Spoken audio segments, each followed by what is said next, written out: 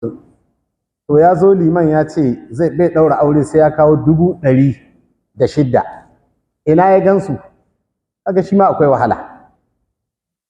To diba da irin yadda dala take ta wasa da hankulan mutane ta huskoki daban-daban, wanda kuma su masu wadatan ne suke ainihin da goyon baya da gudunmuwa a cikin wannan. Menene gudunmuwa? Da masu wadata da shugabanni wasu ke badawa.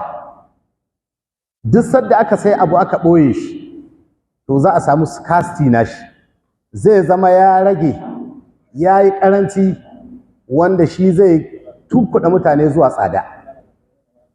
To idan dalar ta tsaurare, to sai komi ya tsaurare. Wanda suna taskace dalar ne da abubuwan su aje. In ta yi gwamnan tashi ita dalai, duk sadda za ta tashi dala, to masu halin nan tana taimaka musu. In ni ko kai wani ya mutu, gidan shi an zo ana son a saida, naira ba ta da balu, kaɗan zai tsakuro dala ya ce a buge gidan, hilin kurin yake so. Za mu yi mamakin ka ga mutum ya sai wuri miliyoyi, ga gini wanda bai komi ba ya ce a mai da shi hili. A dala garai, naira ka ta lalace ta koma kaman yayi, dala ce ta yi sama, kaɗan zai tsakuro ƙasashen waje ko nan cikin gida ya biya wannan hilin, ya biya wannan gidan, a buge shi lafiya ta lau, a sako mai sabon tsari da sauran duk abubuwan. Wannan wahalhalun da mutane suka shiga ciki, saboda haka sakamakon haka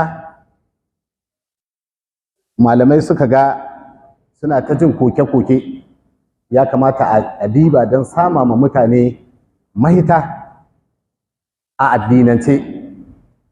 Wannan ya jaza majalisar malamai ta Katsina ko ta ƙasa reshen jihar Katsina suka yi tunanin su tattara malamai, domin tana da umbrella guda ɗaya da kowane ainihin an aƙida take tattara su.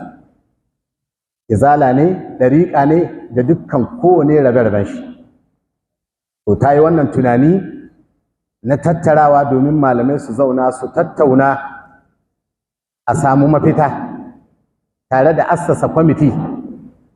To tana nan tana wannan zaman, ita ma wadda take uwa gare ta ko irinta, majalisar shura ta ainihin malaman zaure, ita ma ta ga ya kamata ta diba wannan lamari, ko kyan yayi yawa, sadaki 100,000 har da wani abu cikin ɗan ƙanƙanin lokaci, da an matsa ya ce dala. To wannan ne zaman da aka yi can da can, har ta kai aka zauna na ɗaya, kowane wuri suka naɗa kwamiti. Can sun naɗa kwamiti, nan ma majalisar shura ta malaman zaure sun naɗa kwamiti. To alhamdulillah duka da inda aka naɗo kwamitin, can sun naɗo ni, can ma sun naɗo ni, na leƙa can na leƙa can, kuma ƙarshe aka zo duk aka haɗu, aka yi ta research da bincike ina za a samu mafita. Wannan zaman maki da aka yi, wanda lokaci ba zai ba da in bi su taryan ba, ya ba da tattaunawa ƙwarai da gaske mai fa'ida, wanda tashin farko ma tukun ai dinari aka ce ko?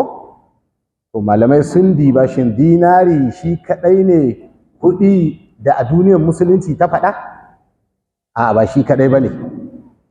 Saboda haka ashe akwai fidda, abinda ake kira azurfa, ita ma tana daga cikin kuɗi na musulunci, wanda Ubangiji tabaraka wa ta'ala a cikin wata aya ya faɗe su, wallazina yaknizuna adh-dhahaba wal fiddata wala yunfiqunaha fi sabilillah.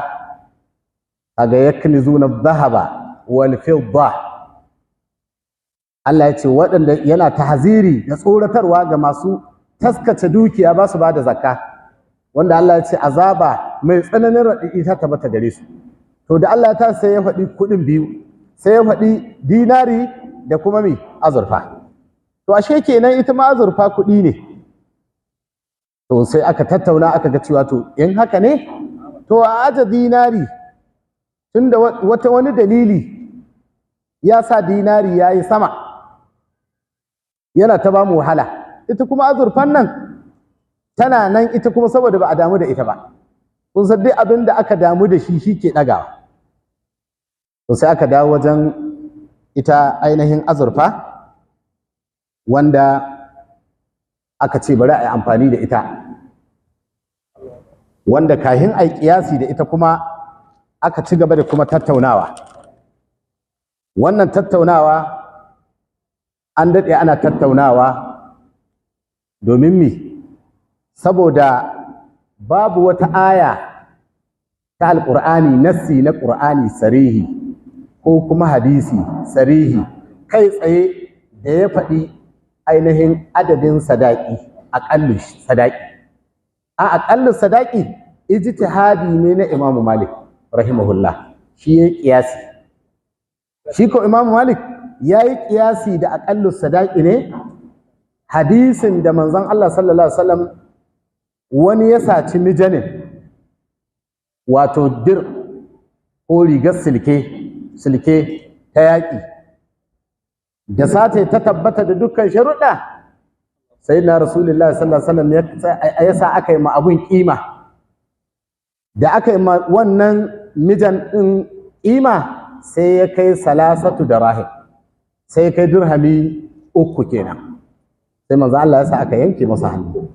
To Imam Malik a bisa wannan ya kiyasi cewa wa'in an yanke hannu akan tsoka da ta shahi jikin ɗan adam, to shi ma kan farji tsoka ne jikin ɗan adam. Sai ya kiyasin tsoka ko gabar da aka yanke da ainihin farji. Saboda haka kahin a nemi halaccin shi ma Imam Malik ya ga yana gani in za a ba da sadaki to lalle ya kai aƙallu ya kai salasu dirham, ya kai dirhami 3. Wannan shine kiyasin Imam Malik bisa wannan hadisi wanda Bukhari ya rawaita hadisin. Amma in ba kiyasin Imam Malik ba, to za mu samu cewa babu nassi sarihi da ya tabbatar da aƙallu sadaki mafi ƙarancin abin da za a bada. To wannan ta ja ma shi yasa wasu suka yi ta tasowa da guguwar. Ana cikin wannan ɗin ana neman a rage, to kuma suke tasowa kuma da guguwar.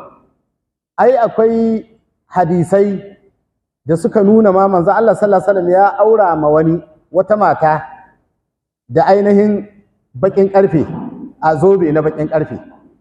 Wata manzo Allah ya halitta aurenta, cewa aure ya halitta da ainihin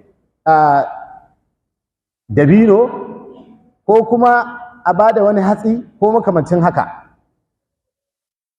Kamar yadda manzo Allah sallallahu alaihi wasallam yake cewa man a'ada fi sadaqi imra'atin sawiqan, wanda ya bada wani gari matsayin sadakin mace ko tamran ko dabino faqad istahalla, aure shikenan ya halitta. To wasu kan wannan hadisin da kuma ainihin hadisin da manzo Allah sallallahu alaihi wasallam yake cewa aka ce annan nabi sallallahu alaihi wasallam ajaza nikah hamra'atin alana alai. Manzo Allah ya jaza auren wata mata, ya halitta shi, aka aure ta da takalmi guda 2. To da irin waɗannan hadisai dai da na zoben bakin ƙarfen can, wasu ke ganin komi ma mace in dai ta yadda ana iya ɗaurawa. To kaga wannan malamai suka tsaya suka yi nazari, har ga wasu ma suna ganin ko da tahin alkama ne aka bata in dai ta yadda. Su ko diba da waɗannan hadisai. Waɗannan hadisan sai bincike ya buɗa cikinsu. Daga cikin hadisi na farko na cewa manzon Allah ya ce duk wanda ya bada wani gari ko dabino aure ya inganta, wanda Abu Dawud ya fidda wannan hadisi. To in aka diba shuruhat irin su subulus salam, to za a ga cewa hadisin ba yana nuna ainihin ƙima ɗan kaɗan abu ɗan kaɗan ba. A'a, na abinda hadisin ke sai nuna fal hadisu dalilun ala annahu yajuzu al-mahar. Hadisin yana nuna wato sadaki ya halitta min gairi da nanira wadda rahima, wato yana nuna duk inda wani abu yana da kima ba sai kuɗi ba kawai. Shi abinda hadisin ke son ya nuna kenan.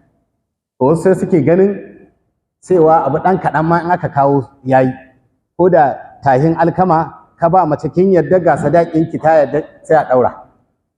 In aka yi haka, kai wani ma cewa in rawa mace miji ta ce mata ta ji daɗin rawai ta birge ta, to ya amfana. To in aka samu rabuwa, ya za a mai da rawai ko ba a kai ga biya ba ko bai take ta ba, irin wasu abubuwa da ake mai da sadaki ya za a yi. Kuka ga duk wannan abubuwa ne wanda suna ingiza zuwa ɓanna. To malamai suka yi bincike, wannan dai hadisi na farko an ji abin da yake nunawa. Manuniyarsa a iya ɗaura aure ba sai an ba da sadaki ba na kuɗi, a duk abu mai ƙima. Haka shi ma wannan hadisin, shi kuma na ainihin maganan takalma guda biyu, to shi kuma hadisin ma sai ya samu rauni, domin akwai mutunan da ake ce ma Asim bin Abdullah. Manya-manyan malaman hadisi sun soki hadisin shi, sun ce munkarul hadis, ba a karɓa hadisin shi, kamar yadda malamai mutaqaddimai suka tafi. Daga cikin malamai magabata akwai Imamu Malik, akwai Bukhari shi kan shi, da yawa sun ce ba a itimadi akan wannan hadisin na Asim, cewa an ɗaura mace aure da takalma guda biyu. To wannan ita ce guguwar da ta taso, ana neman ai ta wasa da aure, kawai da mace da namiji sun haɗu da sun yadda. Kin yadda, wani ma ba a san me ba, ta ce ai ya bata kaza, ya yadda ba kima, kuma ga ta budurwa ba jawara ba, wanda waliyanta ke da haƙƙi su aurar da ita. To kaga za a yi ta aure ana zinace, ko kuma shi auren ai ta wasa da shi. To na ba da ƙwayar dabino, ko na ba da lemu guda biyu ko uku, an ɗaura mana aure da ke. Da an samu matsala ban jin nauyin ki tafi gidanku. Lemu ne da na hito nan bakin kasuwa kuma sai in samu wani. Kaga za a yi ta wasa. Waɗannan da makamancin ire-iren waɗannan hadisai, shi ma hadisin Sahal da ya zo, wanda shi ne mashahuri, an yi buga misali da shi, wanda shi ma in ka diba za ka ga akwai aqwal, akwai zantuttuka akan hadisin, wanda manzo Allah ya ce iltamis walau khataman min hadid. To shi ma akwai dalilai da yawa. Wasu suka ce ma ƙarshe ma cewa je kakka karanta mata ma aka min alquran, tambayar da annabi ya masa kenan, ya faɗi ya ce je karantar da ita. Kai wasu ma suka ce ai shi kanshi bakin ƙarhen ma ba irin ƙarhe bane wanda muke, a'a hadidun ne asini, bakin ƙarhe ne na sin. To duk akwai zantuttuka. To shi ma wannan hadisin, shi ma dalalar shi ga malaman hadisi, ba wai yana nihin kawai abu mara daraja ba kawai ka kawo ɗaura ma aure. A'a, wannan mubalaga ne akan ƙarancin sadaki, kuma yana nuna babban abin da hadisin ke nunawa, ba a aure kyauta, kowa kake sai ka ba da wani abu. Inda ai mutumin ya zo bai da komi gidan shi ya je ya dawo, wanzu Allah ya ce koma dai. A'a, yana nuna kowa kake sai ka ba da wani abu. Me yasa aka hana nikahu shigar, wanda kawai shi kenan, kamar in ka kalli siga tai butin bi butin, kamar ya tafi haka nan ne, min kawai ilaika akai. A'a, sai wani an bada wani abu sadaki, dole sai an bada. Wannan shine abin da shi wannan hadisai ke nunawa. Saboda haka kada a rudu da ganin irin waɗannan hadisai a yi masa fassara haka shafafiyan sama. To amma gaskiya wani magana su ne waɗannan hadisai ga abin da suke nuni, suna nuni akan sauƙin sadaki da kuma sai an bada wani abu. Wannan kusan shi ne. To da wannan ne da wasu ma dalilan har aka kai ga cewa ba a samu nassi sarihi ba. To akan wannan ne malamai suka ga ya kamata zaman da ake, tun da ba nassi sarihi, kuma ba a ba da abin da yake wulakantacce ba, bai da kima wurin sadaki, malamai suka ce to abinda za mu yi mu koma mazhaban maliku. Idan ba mu ɗauki ijtihadin maliku ba, nawa za mu ɗauka yanzu? Nawa za a ɗauka? Ai kaga ba wanda za a ɗauka. In dai baka ɗauki na maliku ba, to wane ne wanda ya yi maliku yanzu wanda za ka ɗauna shi? Sai aka ce to a koma mazhabin shi, kuma a kalli azurfa a kiyasi da ita, wadda in aka kiyasi da ita wannan shi zai bada mahita. Sannan kuma an ƙara diban wasu ayoyi, duk da nasi ba nasi sarihi, an ƙara diban wasu ayoyi da suka yi magana akan sadakin. Ita kanta kalmar sadakin sai aka nihi mi fassara take nihi. To za a ga cewa a cikin kalmomi da suka zo da ma'anoni na sadaki waɗanda suke nuna ainihin ijma'in malamai, suke nuna cewa ashe shi sadaki abu ne mai kima. Allah maɗaukin sarki yana cewa wa in aradtum istibdala zawjin makana zawjin wa ataytum ihdahunna qintara. Qintar nan ana nihin sadaki, sai Allah ya ambace shi qintara. To mi qintar a malaman lugha da malaman tafsiri ya suka fassara shi? To ashe qintar wato abu ne mai ma daraja. Kaga in an bi wannan ma, duk da dai ba a rattaba cewa sadaki ga adadin shi ba, to amma an ambaci qintar ko? To mi qintar ke nihi? Malamai suka ce alfun wa mi'ata uqiya. Uqiya 200, uqiya 2,200. To dibi uqiya. Duk uqiya ɗaya tana daidai da dirhami 40. Dirhami 40. Duk uqiya ɗaya. To in ka yanzu da muke a matsayin azurfa, dirhami ɗaya yana daidai da 10,500. 10,500. To ita za ka yi sau 40 ta baka uqiya. Akan wannan muna iya biyan sadaki kenan? Ai waye shi ta haka.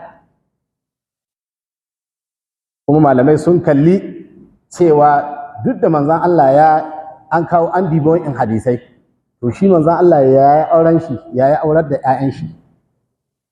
Kai auren manzon Allah sallallahu alaihi wasallam yanzu in aka ce kuɗin a tattara su ba mu iya.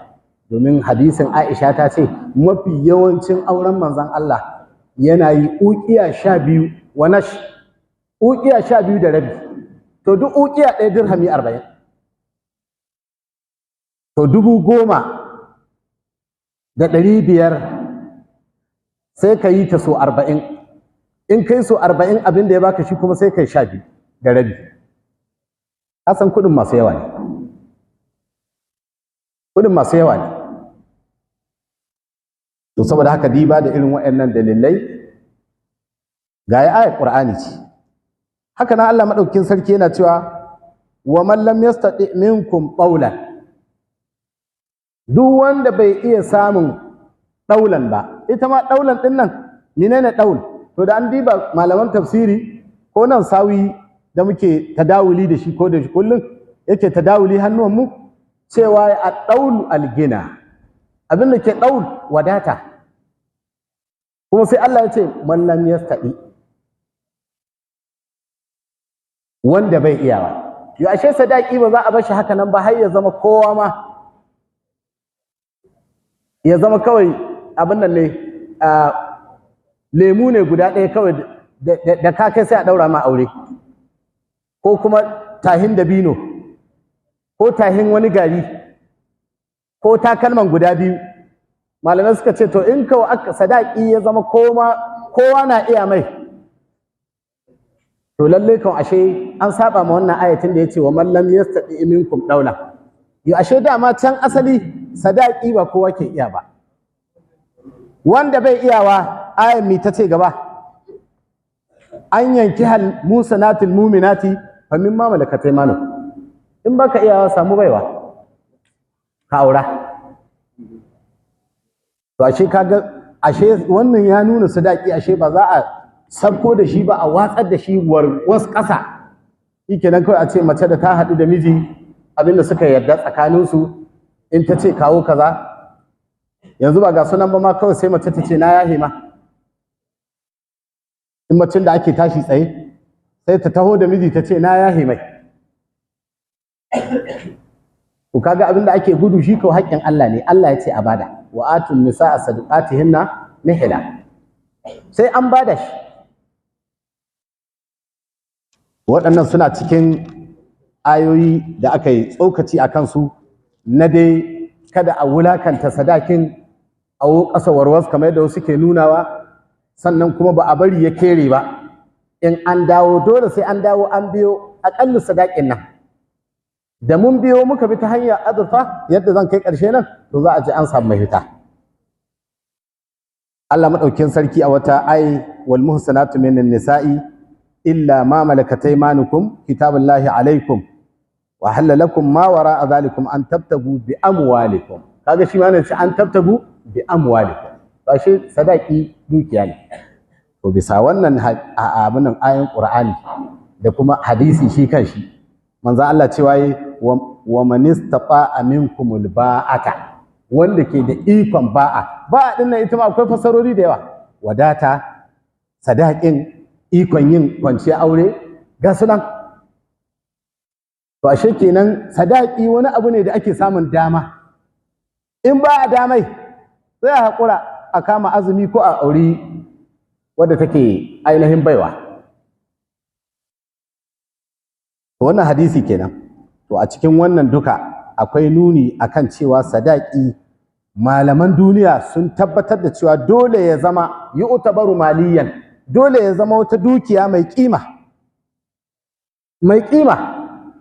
kada a wulakantar da shi ya zama bai da kima alqadi iyad yana cewa al-ijma'u ala annahu la yasihu an yakuna ma la qimata lahu ijma'in malamai kaf sun tahi akan cewa baya halitta a sa sadaki ga abin da bai da kima bai da balu duk abu wanda yake valueless bai halitta a yi sadaki da shi ba wannan abin da qadi iyad ya faɗi kenan wala yahillu bihin nikah ka ji ma abin da yace wala yahillu bihin nikah aure bai halitta da shi ba bai halitta a yi aure da abin da bai da kima ba waɗannan suna cikin dalilai da aka zo nan aka ga cewa to lallai bari a bi mazhabin Imam Malik a bi a gano menene rubu'u dinar menene aqallus sadaq amma matsayin azurfa to rubu'u dinarin dai a mazhabin Imam Malik shine ake kira aqallus sadaq kuma na faɗi irin kiyasin da Imam Malik yayi da wancan dirhami guda 3 da manzon Allah ya yanke hannun wani da ya saci silke ta tabbata manzon Allah ya yanke hannu Imam Malik yayi wannan kiyasin to wannan ainihin rubu dinar shi yake daidai da wato salasatu dirahim wato a azurfance kenan wanda awan dirhami ɗaya kowane dirhami ɗaya yana daidai da 2.975 gram dirhami ɗaya ai dirhami 3 muka ce ko shi ke daidai da aƙalla sadaq to kowane dirhami ɗaya 2.975 gram to shi ne sai a cike shi wannan 2.975 gram shi ne za ka yi so 3 idan ka yi so 3 ka yi times yudrabu fi salasatin sai a buga shi cikin so 3 2.975 gram so 3 to shi zai baka 8.925 gram to ga ka'idar 'yan lissafin gram duk abin da ya kai 9 sai a cike shi wanda number da ke bayan decimal point sai koma 9. To idan aka cike shi da yana 8.925 sai koma 9 gram daidai. To idan ya koma 9 gram daidai, to kowane gram ɗaya a wancan lokacin da muka binciken sai muka gano gram ɗaya na azurfa nawa yake. A wannan lokacin mun je wurare da dama, daga ciki akwai Santara, wuraren 'yan abin nan na san masu abin nan in wani ma na yana jin mu dan na san akwai wanda muna tare da shi. A wancan lokacin kowane gram ɗaya sai ya ba da 3,500. 3,500 a nairance duk gram ɗaya. To mu ko abin da ke aƙalla sadaki 9 gram. To kaga kenan sai ka zo sai ka ce 3,500 sau tara kenan ko? 3,500 sau tara shi zai baka 31,500. Wannan shine aƙallu sadaq. Shine aƙallu sadaq. Ko yanzu aka ɗaura aure da wannan yayi 31,500. Wannan shine aƙallu sadaq. Shine asali. Duk da dai zaman wani lokaci mun zauna an samu rahotanni irin na Nijar da Riminan da Sokoto da wasu local government ɗin. Wasu matan da suka yi zaman su wasu tsaya 50, wasu 60,000. To mu ma nan ba laifi ɗin, nan ana nuna aƙallu kenan. Yanzu kamar irin wanda zai zo a gurguje aurensu ka ɗaura shi shine zaman lahiya, to shine za a kada dai ya gaza haka. Amma ba laifi ɗiyarka ka sa 50,000, 60,000 babu laifi. An fahimta ko? Ko wannan ɗin an zaman da aka yi wasu sun nuna aka yi shi 50 yayi. To amma dai a gaya mutane wannan shine asali, domin in ka sa shi 50 ka ce shine aƙalla sadaq ɗin, to in ka zo fidda zakka kamar yadda zan faɗi nan gaba, ko ka zo bayani akan diya to ba zai fita ba. Amma wannan shine asali 31,500. Yanzu wani ya zo auren yake so, kai zai kama zina da 31,000. Kai maɗaurin aure ko mai ɗaura aure ko da 30 ɗin ya zo ba 500 ai ka cika mai. To ai jarin shi bai wuce 50,000 ba ko 30. Ana sai da kayan ababen marmari su albasa su wane ne fawake, yana lallabawa ana samun nan abinci, kuma ga mata ce zai maida. Dama matsala aka samu ta kubci, kuma shi kadai ne. Ga 'ya'ya aka zo kuma suka ila waya suke, ita ma ta gane kuranta ta bugo waya daga an sa kuɗin yaro ya yi rashin lahiya. Ka san in dai akwai yara akwai 'yar sila gudana nan bai da lahiya ba kawo magani ba, shi ake son ya dawo. Ana ta tattaunawa an gyara, to amma kuma an zo jarin shi bai wuce 30,000 ba, yana juya an ce kawo 100,000, wanda in ka bashi ita to kaga irin wannan sai a lallaba 30 ɗin ko 30 ya zo da ita sai ka cika. Yawa wannan shine ainihin aƙallu sadaki wanda ya zama 31,000 kamar yadda na ce. Wannan shine yake daidai da rubu dinar, mafi ƙarancin sadaki, wato kamar yadda Imamu Malik ya yi ƙiyasi da salasatu dirahim da manzon Allah sallallahu alaihi wasallam ya yanke hannu akan wannan salasatu dirahim game da ainihin mijan ɗin nan. To wannan shine, to wannan kun ga salasatu dirahim aka ce ko? To in muna son mu tahi mu gano mi ke nisabin zakka, wallahi dinarin nan da aka bi shi da ake biye da shi ya hana abubuwa da dama. Auren ya wuyata, sannan kuma zakkai sai ka ga ba kowa ma zai iya hidda ta ba. To ai yanzu zakkai ana tunanin wajen miliyan 8, sai mai miliyan 8 a wancan dinarin. To bari mu zo wajen azurfa ku ji. Dan na san da na faɗi nan da na faɗi nan wani inda bai cikin layi to zai ji ya faɗo. Yanzu akwai wanda yana ganin bai hidda zakka, amma yanzu ina faɗi sai dai ya ɓoye, amma zai ji ya faɗo cikin masu hidda zakka, don na san za a ansa da yawa. Idan ka dawo sai ka ce to tun da 31 ita ke salasatu da rahim, ita zakka a dirhami, wato dirhami 200 shi ke isa zakka. To sai salasatu da rahim 31,500 divide by 3 ka raba ta 3 za ya baka 10,000 da nawa da 500.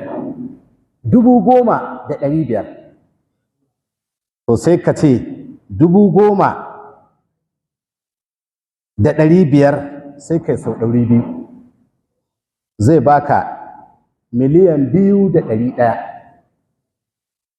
wanda ya mallake ta tare da sharuɗa, haulan kamilan, nisaban kamilan, ya zama nisabi kuma mulkan kamilan, haulan kamilan, nisaban kamilan, mulkan kamilan.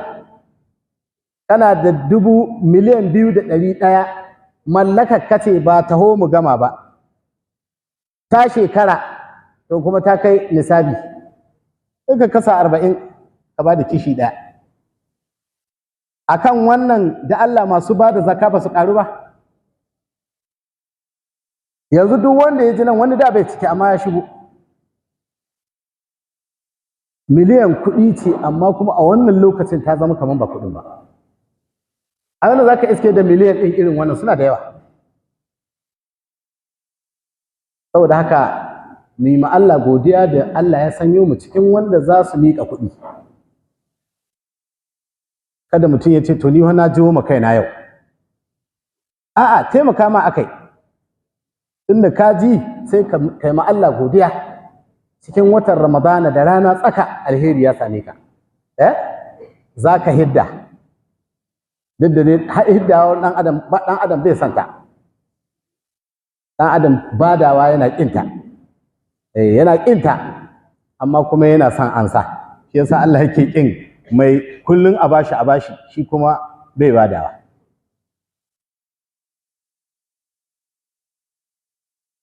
Ba an ji waɗannan miliyan 2,100. To idan kana son kuma ka gano diya, ita kuma sai ka sake koma ma wancan dirhamin guda 10,500 shine shi kuma sai ka yi shi ainihin a dirhami ɗaya an ce 10,500 ko?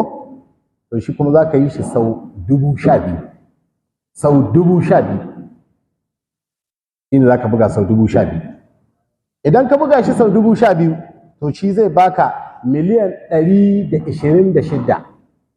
Miliyan 126 shine diya ta wanda ya kashe wani amma ba da ganganci ba. Diya ta kisa. Wanda in ka koma dinari za ka iske duk ba haka ba. Kuma gaskiyar magana duk bincike da majiya ta nuna dalar nan da gangama ake ta wani zaburata. Kuma ko ta sabko shi ya ƙi sabkowa wai. Idan dalar ta sabko wai sai daƙe kuma ya ƙi sabkowa. To yanzu in ka bincika za ka ga hatta masu canji, ina gani jiya wani shugabansu na wafa ɗin nan ya hito ya ce wallahi ƙasa take yowa. 'Yan kasuwa suke ja masu zagi. Ya rantse da Allah ya ce sabkowa take, saboda wanda gwamnati ma ke basu ansa faɗuwa. Ƙasa take tawowa bi kulli sabil, ya ce wallahi gwamnati na ƙoƙarin ta sabko. 'Yan kasuwan ne suke taurarewa. Da tsiya sai an yi tsadai. Na gan shi a midiya ya hito. To sai kaga ta sauko amma abin da ya shahi addini bai saukowa. To kudin hajji su ƙasa mana. Tunda ta sauko ai da su aka goya ko? To tunda ta wo ƙasa to mu ga ragi. To amma sai kaga abun ya ƙi, wai ma gaba yake ta yi.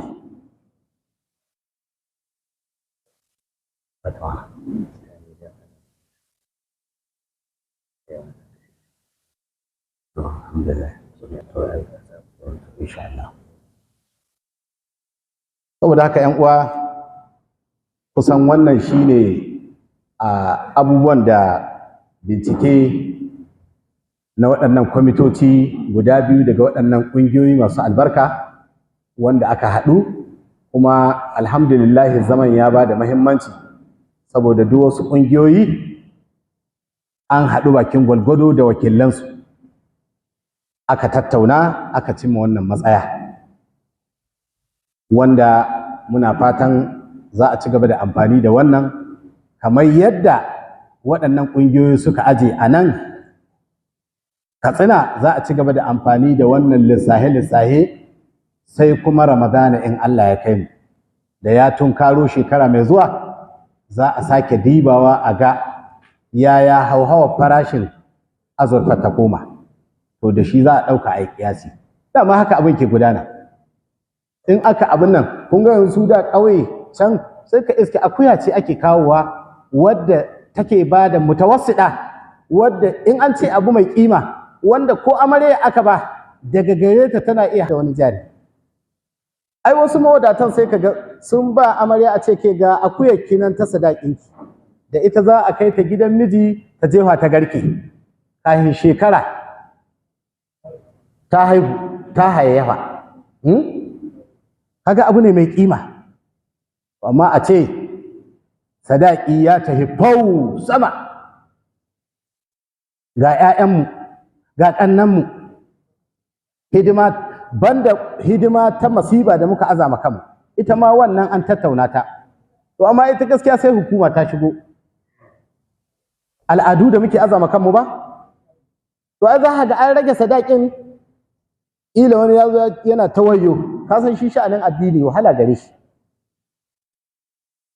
Ƙawa'idi ko ahlari ana ta fama ka sai ma yara kana ba kuɗi, amma ya je aji ɗaya ka sau littafin physics 50,000, kana sauran kuma me?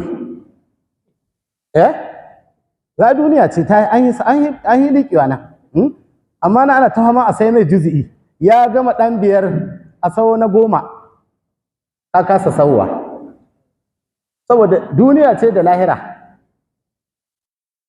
Ita sha'anin lahira abu ne wanda yake allazina yu'minuna bil gaibi, gaibiya ce. Mun ga aljannai, to duk suna cikin ainihin gaibiyat, sai muminai mutum zai imani ya ga muhimmancin abin. To sai ga muna ta kukan sadaki baya iya biya, akwai sadda wanda ya ce 50 bai iya biya, amma kuma sai ka ga an zo auren an maida mai shi 20 ko 30, to kuma sai ka ga ya ba yarinyar 80,000 ta je a yi mata make up. To wace aka kenan? Ko ya kama wuri inda za a yi wasan wannan arena suke ko menene da ya kama ire-iren wannan kuɗi masu tsada, ko ya ɗauko 'yan ƙwallo da za su yi ƙwallon amarya da ango, jerseys ɗin kawai da aka saya kuɗi ne masu yawa. To kaga nan musulunci yana nihin mu da sauƙi, muke girbo mu kan mu halhalu. To hatta tsakanin miji da mata akwai buƙatuwar a sassafta wasu abubuwan. Ba daɗi kan a ce a kai yarinya haka nan salin alin, daga ɗan tabarma sai abin nan. A shirya, don wannan abubuwan shi ke ƙara masu kuzari da jin daɗin zama. Yarinya ta ga ɗakin taras, shi kan shi angon ya ga ɗakin shi, to ai wani abu ne bai taɓa saba ba. Yana rayuwar shi ta gwagwarci, kullum tabarma kaba ce ki ta ci mai jiki, yanzu ga abu ya iske abu shi hidu iri-iri ga suna. Kaga dole ya ga wata alfarma da karramawa, kuma ga wata mawadda da soyayya da Allah ya halicce shi tare da abokiyar game shi. Yau an haɗu, da an sa masa hijabi sai kallo, yanzu kuma an ce wannan taka ce. Kaga wannan duk shauƙi ne. To kamata dama a ce akwai kayayyaki da aka shirya, to amma duk da haka sai a ɗan sassafta, ka a sa ƙarya cikin abin. Kowa ya yi gwalgwadon ikon shi, ka a tsawwala ma ango wurin lehe, shi ma kai ta tunanin a kawo kaya a take sai an ce ina wurin za a juye su, kuma ƙarshe ka iske kayan nan al'adar mu duk an zo duk an rarraba su, wane ya tai da kaza, wancan ta rahani wancan kaza, da wasu wanda muka girba ma kanmu. Wai yanzu bacin duk ka sai waɗannan kayayyakin ma yanzu har janareta ma ake saya, har da janareta, kuma za ka iske wanda ya sai janareta mabukaci ne, da an gama bikin hamma zai ta yi haka nan. Irin waɗannan abubuwan ya kamata mu sauƙaƙe ma kanmu, ma damar zamani na tahiya muna shiga cikin yanayi, to mu sauƙaƙe. Allah yana nihin sauƙi da mu, mu ke gallaza ma kanmu. Saboda haka sha'anin aure abu ne wanda yake muhimmi, shi yasa aka kula da wannan janibi na wannan sadaki. An dai ji 31,500, wannan shine aƙallu sadak, komin tungurɗun mungurɗu ake cewa, to a biya shi kai ya gaza haka, musamman waɗanda suke fuƙara ba abin, to sai a samu allaka a haɗa auren nan. Amma ba ta aka an sa iyaka ba, yawa wanda ke da iko to ya wuce haka, ya wuce haka. Wannan shine mahita, kuma in an dibi wannan to shikenan sai kuma Ramadana in Allah ya kai mu, kun ga shekara guda kenan ana ta tafiya a haka, maimakon mutane ƙauye su ta tambaya wani ma bai san halin da ake ciki ba, yaya sadaki yake, to sai a kyala dale da dinara sai ta tahiya, tunda dai Allah madaukin sarki hadda azurfa ya faɗi, wallazina yakunzuna dhahaba wal fiddata, to sai mai amfani da ita a kiyasi da ita, in aka diba to sai a samu mafita. Da fatan Allah madaukin sarki ya taimake mu, ya datar da mu ga abin da muka yi wannan bincike akai, da dukkan malaman da suka bada gudunmuwa, a malamai da dama ta kowane ɓangarori cikin garin nan an zauna, gaskiya ba ɗaya ba biyu sun bada gudunmuwa ƙwarai da gaske. Allah ya sa mu dace. Wannan kenan. Sannan jama'a kada mu manta da zakatul fitr a gurguje, tana nan ita ke gaban mu. A sani zakka ce manzon Allah ya farlanta ta shekara ta 2 da hijira, ita ma a dage a yi ta, an san halin da ake ciki, wanda kuma ya zama ba abin da bai iyawa, shikenan la yukallifu Allahu nafsan illa wus'aha. Amma ka sani wani abin da mutane ba su gane ba, malamai fuqaha sun tahi baki da, idan aka baka zakatul fitr sai hatsin ya isa ka hidda manaka, idan ta linka irin ta sau biyu to kai ma ka fa bada. Me yasa? Nema ake, yana daga cikin maqasidish shar'iyya nata da shari'a ta kawata, wadatar da al'umma da takaful tsakanin ƴan uwa musulmi. Kada wani ya wayi gari sallah ba abin da zai ci, to shi yasa aka sanya ta kowa ya tashi da farin ciki. Saboda haka ai kokari kada mu sa takasul da rowa da ƙwabro, kana da shi ka ƙi hiddawa, kai ma ka ba wani, ko ai ta baka kana tarawa. Allah ya samu dace. Kuma duk wanda ya hidda ta, ita zakatul fitri kaman sujudul qabli ne da ba'adi ga sallah. In ka bada wai surutan da kai da annamimancin da kai cikin Ramadana da ƴan fannonin da kai, sai a bi sai a fafface azumin. In aka face shi sai a miƙa shi cikakken shi, an gane ko? To wannan shine yana daga falalata. Allah ya samu dace.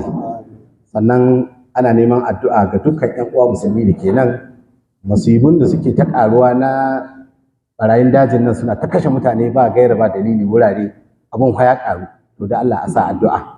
Allah mai ji roƙo ne, wai za su alaka ibadi anni fa inni qarib ujibu da'watad da'i za da'an. To muna roƙon to ƴan itikafi ma da kenan suna ta bada himma, to da Allah muna buƙatar addu'a. Mun sa akwai baƙi waɗanda ba san ya jihar take ba, to su ma muna buƙatar addu'a wurin su, cewa Allah ya zaunar da mu lafiya, Allah ya kame hannuwansu masu ta'addancin nan, Allah ka yarda mu zauna lafiya. Bisa sayyidul anami, duk ma abin da ya wuya ta gare mu Allah sauƙi mana shi. ربنا آتنا في الدنيا حسنة وفي الآخرة حسنة وقنا عذاب النار اللهم أهدنا فيمن هديت وعافنا فيمن عافيت وتولنا فيمن توليت وقنا شر ما قضيت فإنك تقضي ولا يقضى عليك فإنه لا يذل من واليت ولا يعز من عاديت تبارك وتعاليت يا ذا الجلال والإكرام صلى اللهم على سيدنا محمد الفاتح الكاتب الواصف الناس الحق بالحق والهادي إلى صراطك المستقيم وعلى آله حق قدره ومقداره العظيم سبحان ربك رب العزة عما يصفون وسلام على المرسلين والحمد لله رب العالمين